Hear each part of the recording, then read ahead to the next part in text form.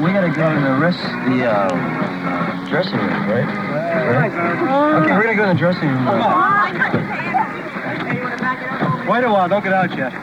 Oh, man. You're getting off. Hey, where's it? Come on, girl. Come on, come on. Come on, girl. Hey. Oh, come on, girl. That's it.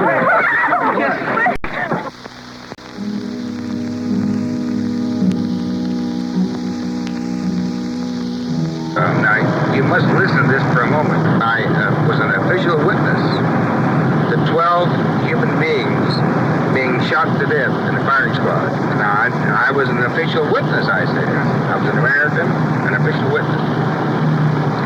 I watched them bring them in, tie them to the stake. I saw 12 men, 12 human beings. I don't give a shit if they're Chinese, Negroes, people, anybody. They were individual people. They were shot to death. 24 men shot at them. 2 men to each target. And I'm standing back there like an asshole. I'm an American.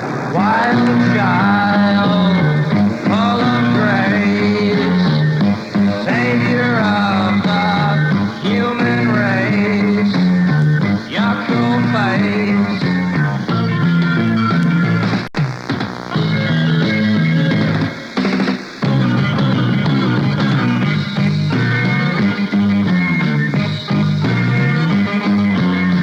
Natural child, terrible child, not your mother's or your father's child, our child, screaming wild.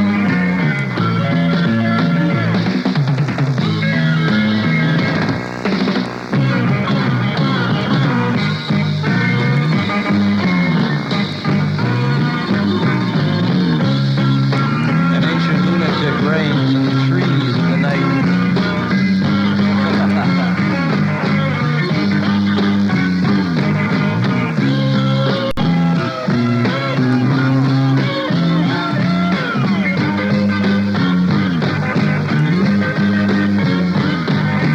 Hunger at her heels, freedom in her eyes. She dances on her knees, iris prints at her side. Staring into the hollow idol's eyes.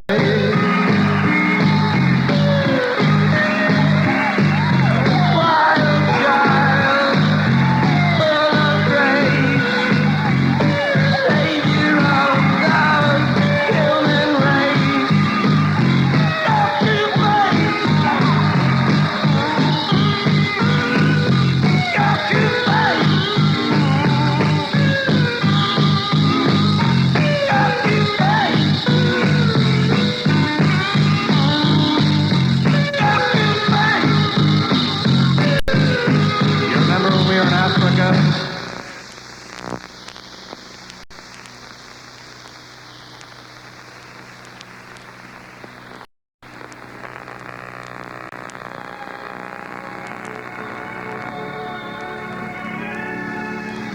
I couldn't sleep for a month after that. I couldn't sleep. Can you imagine seeing a human being shot? Have you ever shot a rabbit? Have you ever seen a rabbit jerk? That's the way a human being does, my friend. I'll tell you what, my friend. I am a patriotic individual. I'll tell you what. I don't believe in what's going on. What in the fuck are we doing over there? That's what I am.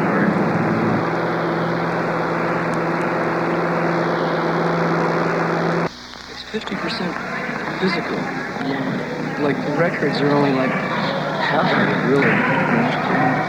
There's a whole other element. Well, it strikes me as a tremendous mystique about what you're involved in here. It's much more than anything on the surface.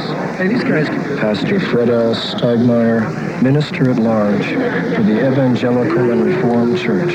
Minister at large. Minister at large.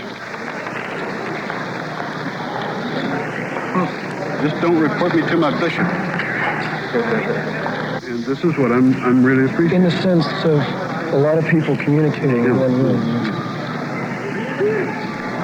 Well, I don't know. whether you know the experience of the disciples 50 days after the resurrection. They had been left alone by the man, and he told them to stay in Jerusalem until something happens. And the event of the happening was intense communication. Communication not only within their little circle, but communication with everybody that heard them. And I think this is perhaps related in a sense. You know what I mean? They're real concerned about what the hell you're pulling off.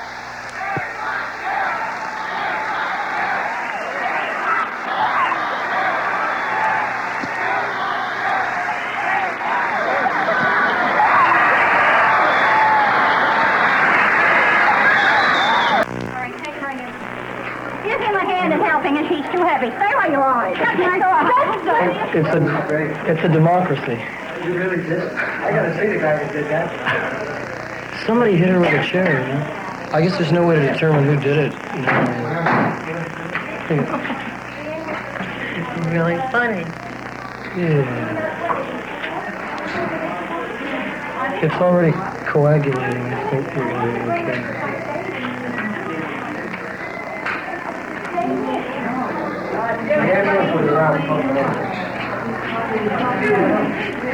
Are you in the group or anything like that? No, she was just an innocent bystander, and became a victim. Someone whacked her with a chair. Why do a chair? I don't know.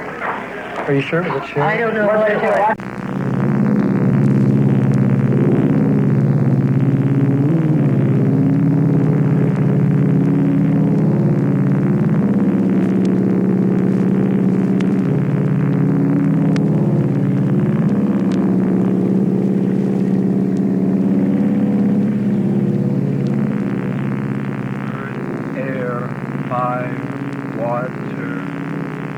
Mother, father, sons, and daughters. It has been said that on birth we are trying to find a proper womb for the growth of our Buddha nature. And that on dying, we find a womb in the tomb of the earth.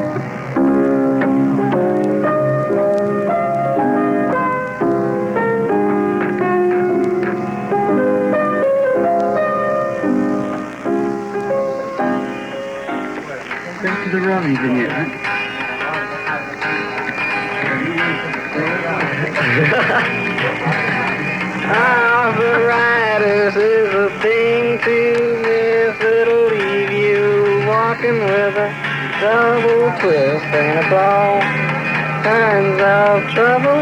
Who's gonna find you somehow?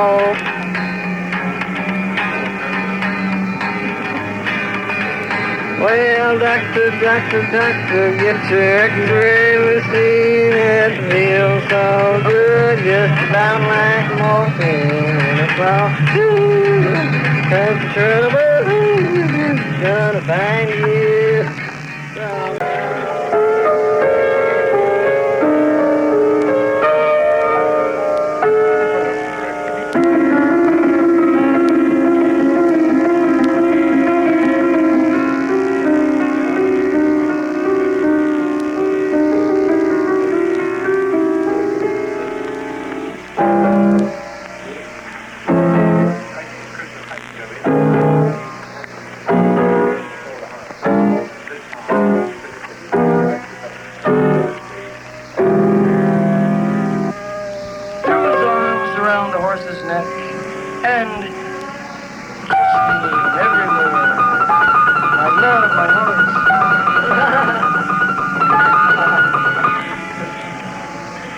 crowd gathered, his landlord appeared and took Frederick back up to his rooms on the second floor, where he began to play the piano madly and sing madly, like,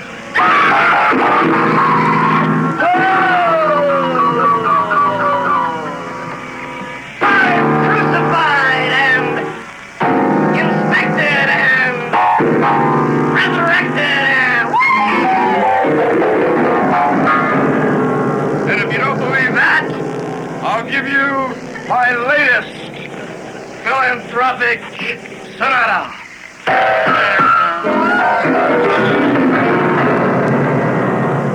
And the landlord's family was amazed.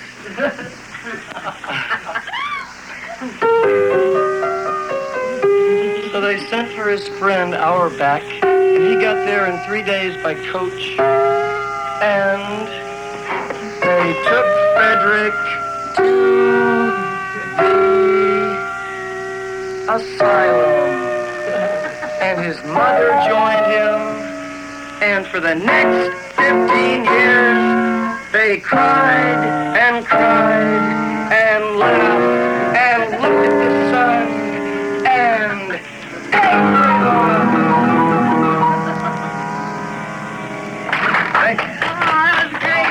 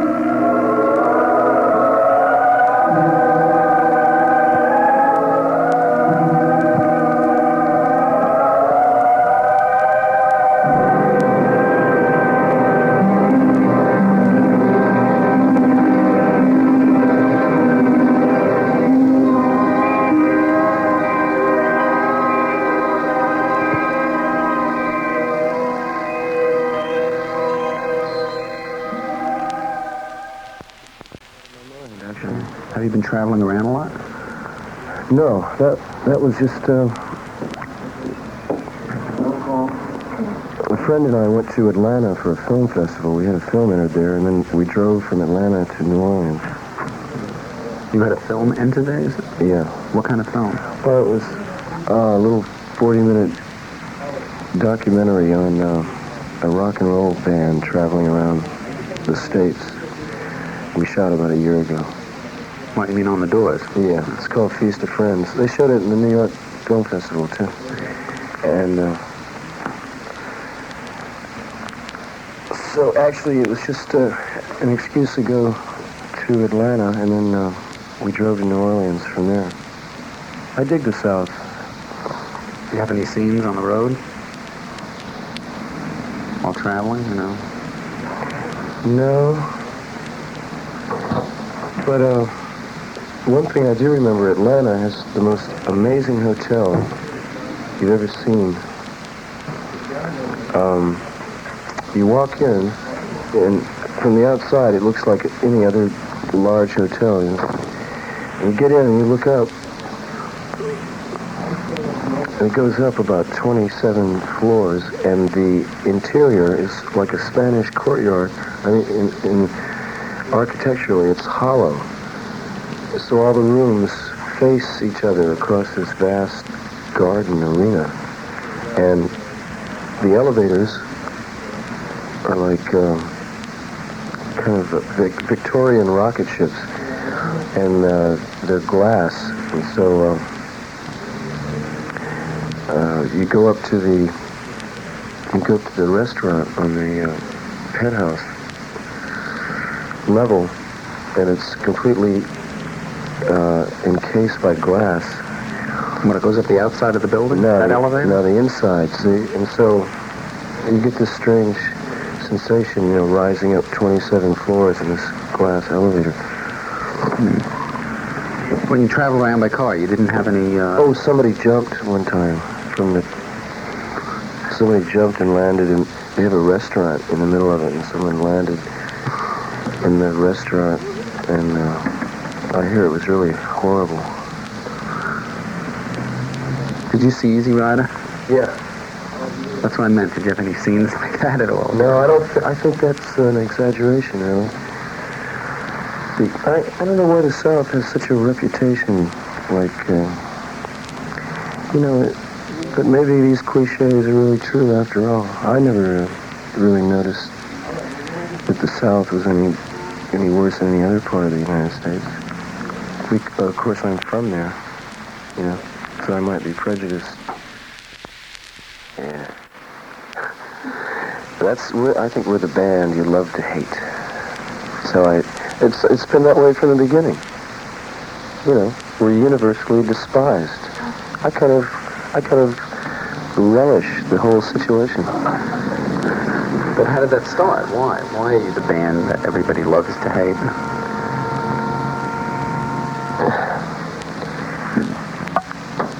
Gee, I don't know.